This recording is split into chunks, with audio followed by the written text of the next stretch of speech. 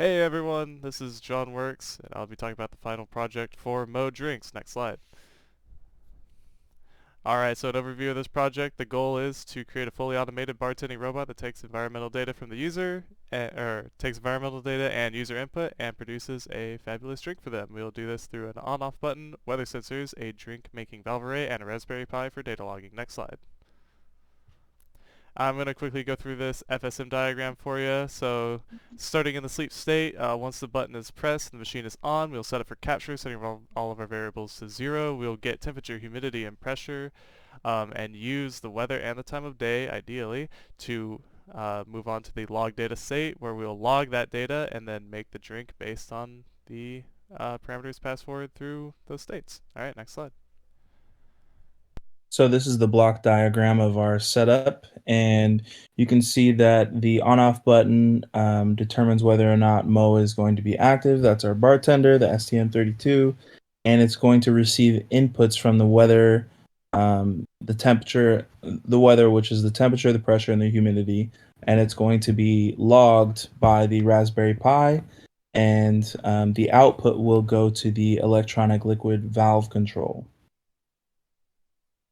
Hi, my name's Noel, and I was in charge of the on and off button. So the purpose of the on and off button is to simply turn on make the drinks, and then when the drinks are being done, it will turn off Mo. So then what I plan to do is to have a program where the LED stays on when the button is pressed once, and then when the drinks are being done, the LED will turn off and the button's push again.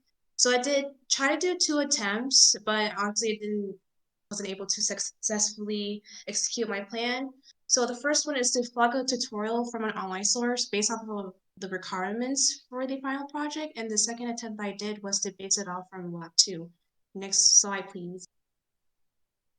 Hi, this is Katerina. I did the weather sensor. I used a BME 280. It's one sensor and it measures the temperature, pressure, and humidity. And from there, it was supposed to determine how the temperature feels, how humid the weather feels, and also the state of the sky. And it used I2C communication and communicate with the STM board. Next slide, please. So for my first attempt, I used information from the UART lab and some information from the datasheet provided by Bosch, who's the manufacturer for the sensor.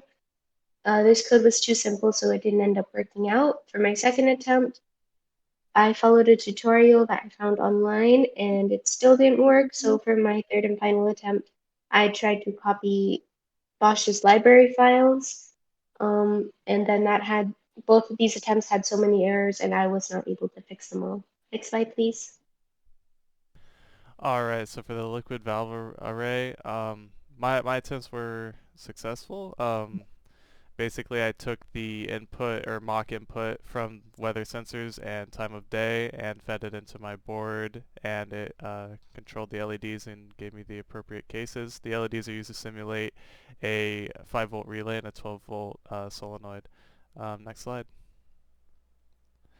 So again, I had 3 test cases for my board.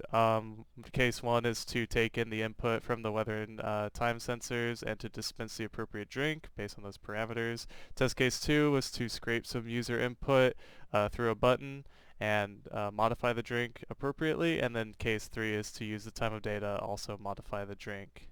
And those were all successful. You can check out the YouTube video. Next slide.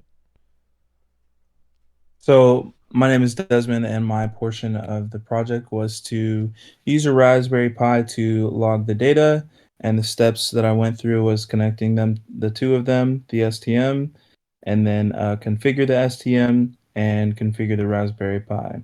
So you can see this is the way that I configured the STM. I built the code, inserted the code, ran the code, found the baud rate, and then this is the way I connected the hardware. You can see the grounds are connected. The T is connected to the R. That's the transmitter and the receiver. And this is the code. And then in conclusion, the project was very successful. We demonstrated the production stages of the robot. We were able to get the robot to the Raspberry Pi to receive the information, the on and off button to work, and the STM to receive data from the sensors.